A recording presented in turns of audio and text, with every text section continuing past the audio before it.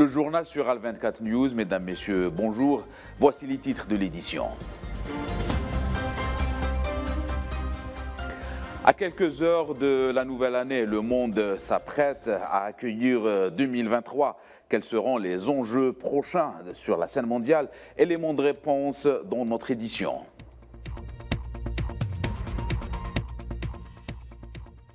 Après le procès, la justice malienne a rendu son verdict. Condamnation des 46 soldats ivoiriens à 20 ans de prison. 2022 était une année de relance économique pour l'Algérie dans différents secteurs. Une hausse des exportations hors hydrocarbures. La cause palestinienne occupe toujours une place centrale dans le monde arabe. On revient dans notre journal sur le rôle important qu'a joué l'Algérie pour la réunification des factions palestiniennes.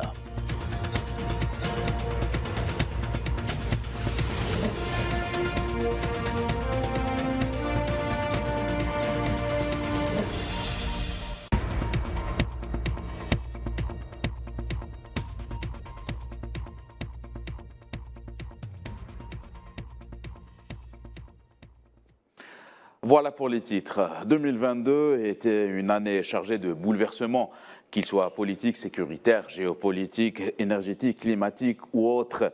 D'un côté, les grands de ce monde veulent asseoir leur suprématie et s'imposer. D'un autre côté, des enjeux aux conséquences lourdes et des victimes qui en payent le prix fort. 2023 sera-t-elle un remake de cette année qui s'écoule? L'avenir nous le dira. Élément de réponse avec Souhila Kilal. Le monde s'apprête à accueillir 2023. Dans quelles conditions? Le moins que l'on puisse dire est que cette année 2023 ne s'annonce pas comme une année porteuse de grands signes d'apaisement, mais se présente plutôt comme une sorte de prolongement de 2022. Car le monde entre de plein pied dans une nouvelle année avec tous les problèmes, toute l'insécurité et toutes les menaces non résolues. La crise en Ukraine fut le déclencheur d'un grand bouleversement, voire d'une crise mondiale s'apparentant dans sa forme comme étant de dissonance normale. Mais au fait, pour les plus avertis, ne sont que les signes à ne pas laisser de doute d'une troisième guerre mondiale non conventionnelle qui son nom. La crise ukrainienne a mis à nu les failles d'un système mondial qu'on croyait invincible. S'en est alors suivie une crise énergétique qui a bouleversé l'ordre économique. L'Europe s'est retrouvée face à ses propres démons, révélant la fragilité d'un continent qui s'est toujours targué d'être le modèle de la puissance et de la démocratie. Un modèle en déclin. Cette crise énergétique a créé la fêlure au sein d'une Union européenne complètement désunie, affaiblie et surtout scindée en plusieurs parties, après le choc causé par la crise sanitaire. L'exemple de l'Italie en est la parfaite illustration. 2022 fut également l'année de la crise alimentaire ou céréalière. Une crise aux répercussions directes sur un monde émergent qui peine à subvenir aux besoins de première nécessité. Une crise qui a de fortes chances de durer. 2023 accueillera également, bien malgré lui, tous les non résolus sur le plan politique. La crise taïwanaise qui fonctionne en dents de scie, comme pour entretenir une tension permanente dans la région. Sans parler du bras de fer continuel entre les États-Unis et la Chine pour le contrôle de l'économie, du commerce et pour asseoir leur suprématie sur le monde.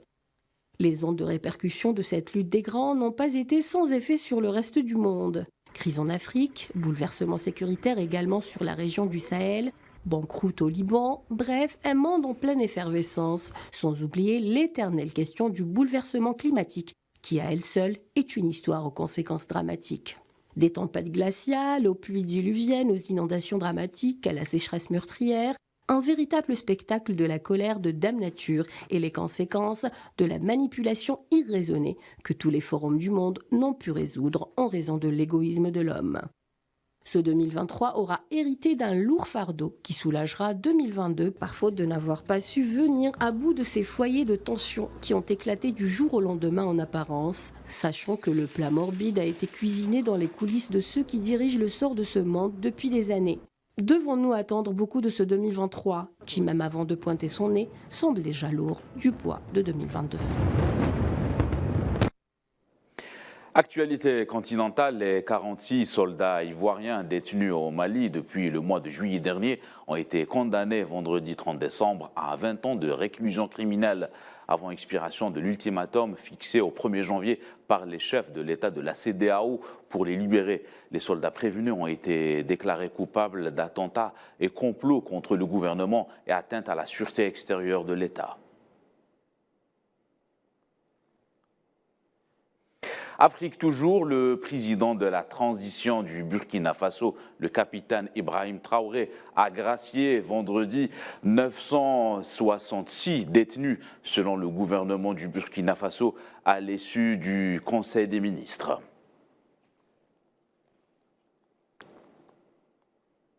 En République démocratique du Congo, des affrontements ont opposé vendredi l'armée congolaise, appuyée par des groupes d'autodéfense, aux rebelles du M23 au nord de Goma, dans l'est de la République démocratique du Congo, selon des sources locales. Les combats se sont concentrés à Buiza, localité du territoire de Rutshuru, où est située la dernière position de l'armée congolaise dans la zone.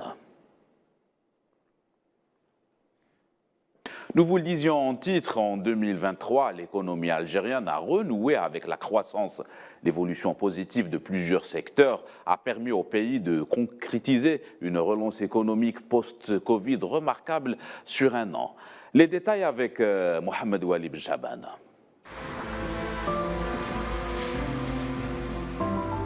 L'activité économique algérienne en 2022 a enregistré une évolution positive, due essentiellement à la bonne santé du secteur pétrolier, mais aussi à la bonne tenue du secteur agricole.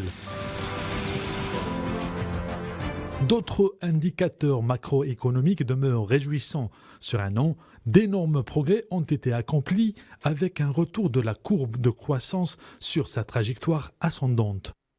Malgré les différentes crises et l'inflation mondiale, un réel renversement de situation s'est produit en Algérie. Le gouvernement a orienté sa politique pour croiser le fer avec une situation internationale complexe. Des réformes prometteuses ont été lancées sur l'investissement, la fiscalité et l'accélération de la numérisation de tous les secteurs. Avec ces nouvelles mesures, Alger ambitionne de se faire une place de leader en Afrique, à travers le lancement de plusieurs projets d'intégration africaine. La route transsaharienne, avec son réseau routier estimé de plus de 141 000 km, devrait contribuer à l'intégration économique dans les échanges commerciaux entre l'Algérie et les pays du Maghreb et ceux du Sahel. Des pays considérés comme alliés stratégiques de l'Algérie, à l'instar du Qatar, de la Turquie, de la Chine, de l'Italie et de la Russie, s'intéressent au renforcement de la coopération et de l'investissement dans divers domaines. Pour la relance du secteur minier, Alger a ouvert le domaine aux investisseurs. Le secteur pourrait apporter une réelle valeur ajoutée à l'économie, avec l'exploitation optimale de 3 grands projets structurants devant être le principal moteur du secteur minier, à savoir le projet d'exploitation du fer de la mine de Rajbilet, le projet d'exploitation des gisements de phosphate, en plus de projets d'exploitation du plomb et du zinc. Concernant le secteur de l'énergie, les investissements de Sonatrach se sont élevés à 8 milliards de dollars. Une grande part des investissements est orientée vers le marché extérieur et la production afin de préserver les capacités productives nationales. Le secteur agricole, pour sa part, a tiré son épingle de jeu durant l'année sortante en réalisant une croissance remarquable, soit 31% en valeur de son chiffre d'affaires et 75% la couverture des besoins du marché local. Cette année était marquée également par une hausse notable des exportations hors hydrocarbures, en réalisant 7 milliards de dollars. Un autre record est enregistré dans une année caractérisée par de nombreux conflits internationaux. Les résultats réalisés sur 12 mois arrive à satisfaire d'ores et déjà les conditions d'adhésion aux BRICS et l'Algérie se fixe l'objectif d'y adhérer dès 2023.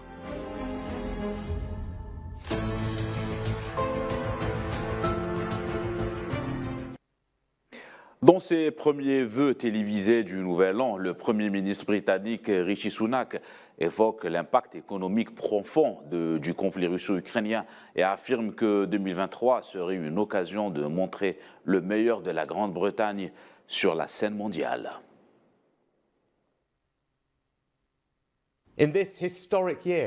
En cette année historique du couronnement de Sa Majesté le Roi, nous nous rassemblerons avec fierté autour de tout ce qui fait la grandeur de ce pays. Oui, 2023 aura ses défis, mais le gouvernement que je dirige place vos priorités au premier plan. Je vous souhaite à tous une très bonne année. Au Brésil, le président sortant Jair Bolsonaro a quitté le pays avant la fin de son mandat et manquera ainsi la passation de pouvoir à Lula da Silva, selon des médias brésiliens, après avoir fait ses adieux à ses sympathisants en direct sur les réseaux sociaux, mais sans mentionner un départ. Bolsonaro a embarqué à bord d'un avion de la force aérienne. Pour rappel, Jair Bolsonaro a perdu l'élection présidentielle au profit de Lula lors du dernier scrutin électoral.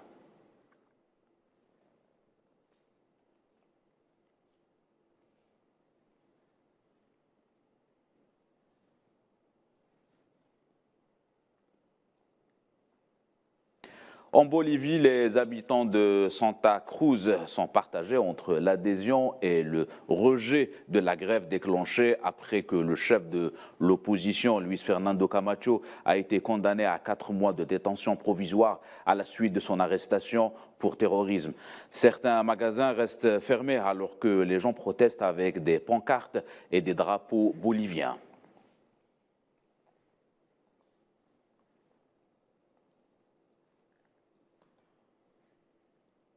L'année 2022 était centrale pour la région arabe, notamment pour ce qui est de la cause palestinienne. Le président algérien Abdelmadjid Tebboune a convié toutes les factions palestiniennes pour une réconciliation interne et au profit d'une cause juste et légitime. Les détails avec Safouane Ben Sabri. L'année 2022 écoulée, retour sur les événements marquants qu'a connu le monde arabe en cette année charnière dans les relations internationales et particulièrement sur la place occupée par la Palestine. Au centre des questions qui occupent la conscience des peuples et des gouvernements arabes depuis la seconde moitié du XXe siècle, il y a la cause palestinienne, dénominateur commun et idéalement projet fédérateur de la nation arabe. Alger a su, durant l'année 2022, prêter sa voix à celle de la Palestine, faisant d'Alger une caisse de résonance pour la résistance palestinienne. Dans une volonté d'unifier les rangs palestiniens, le président algérien Abdelmadjid Tebboune a convié toutes les factions palestiniennes à Alger pour sceller ce qui portera le nom de la déclaration d'Alger. Une déclaration qui constitue une base solide pour une unité politique palestinienne selon plusieurs observateurs, dont l'Union européenne, qui a salué les efforts de l'Algérie. S'en est suivi le sommet arabe, tenu le 1er et 2 novembre à Alger, une occasion de plus pour réaffirmer la centralité de la cause palestinienne, une question en tête des priorités de la politique extérieure algérienne. Le président algérien a par ailleurs réaffirmé la disposition de l'Algérie à porter devant le Conseil de sécurité de l'ONU la demande palestinienne à devenir membre permanent de l'Organisation des Nations Unies. Hormis la place centrale occupée par la cause palestinienne dans le champ politique arabe, celle-ci a aussi trouvé un écho dans le monde du sport avec la Coupe du Monde au Qatar, première de l'histoire à être organisée dans un pays arabe. Un mois durant, il a été difficile d'ignorer la présence massive de drapeaux palestiniens dans les mains des supporters, une façon de montrer que la Palestine aura toujours sa place dans le cœur des peuples arabes. Des médias italiens ont annoncé aujourd'hui la mort de l'ancien pape Benoît XVI à l'âge de 95 ans. Le pape à la retraite de son vrai nom, Joseph Ratzinger, avait démissionné de son poste en raison de la détérioration de sa santé et vivait depuis lors dans un monastère au cœur des jardins du Vatican. Voilà, c'est la fin de ce journal. Dans un instant, vous avez un rendez-vous avec notre collègue Narim Enska pour une rétrospective du monde pour 2022. Excellente suite de programmes.